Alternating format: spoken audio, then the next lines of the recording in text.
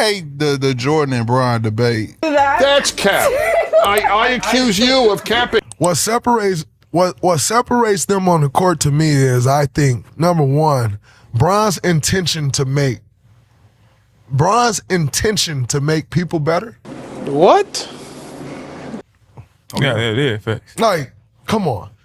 He was an all-star with Bron. About Boobie Gibson. Exactly. His household name. And he was intentional about making those guys better. No.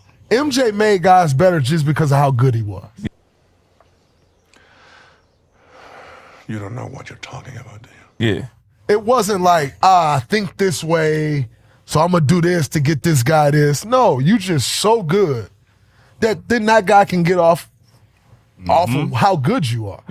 I'm going to prove to you why what Draymond Green said is so insanely idiotic, so brain dead and stupid in its premise, because the key word is intent, what he said earlier in the show, and the way he said I wouldn't think this way. So I'm going to let you listen to something that annihilates that whole point. He crossed the line numerous times, but as time goes on and you think back about what he was actually trying to accomplish, you're like, yeah, he was a hell of a teammate. He was pushing us all to be better because he wanted to win. And guess what?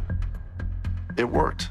We kind of needed that, you know what I'm saying? I needed him to be the bad guy, the tough guy. Like, to have 2 years off from this thing that we do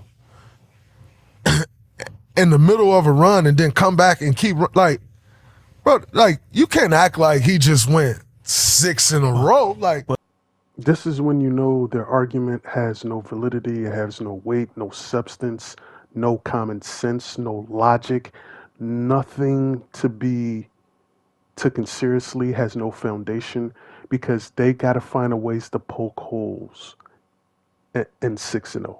He's trying to find a way to say because there was a gap in between that somehow it's not as valid. Those 6 championships, nobody ever said he won all 6 of them in a row. It's a three-peat each time. That's what makes it impressive. Something LeBron James could never do. He went to go play baseball. He laughed and came back in a crazy sport. Play a lot of games. Yeah. They body not going through. All right, but imagine you take 2 years off and you don't pick up a ball. And you start doing something else trying to be good at that. Jeff T gives a logical answer. And when you give these guys logic, it gives them a brain aneurysm. It gives them a brain cramp because they try to dance and then they feel like their feet is under fire. Just listen to the way Draymond Green responds here. You start playing pickleball and you like, fuck it, I'm going to go all in on pickleball. I agree. By the way, I ain't Michael still Jordan.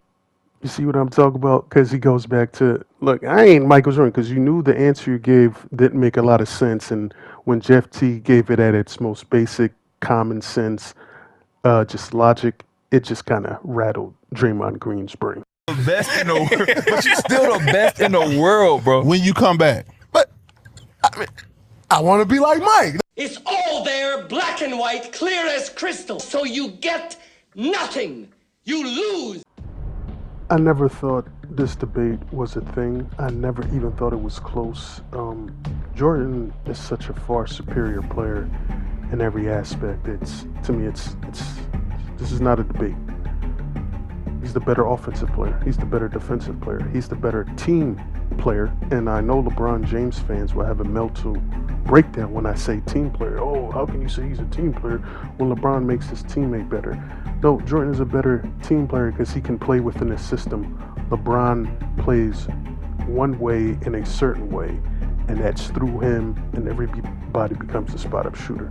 But again, Draymond Green's responses, the way he was handling questions, you can tell this has nothing left other than a narrative that's fallen apart.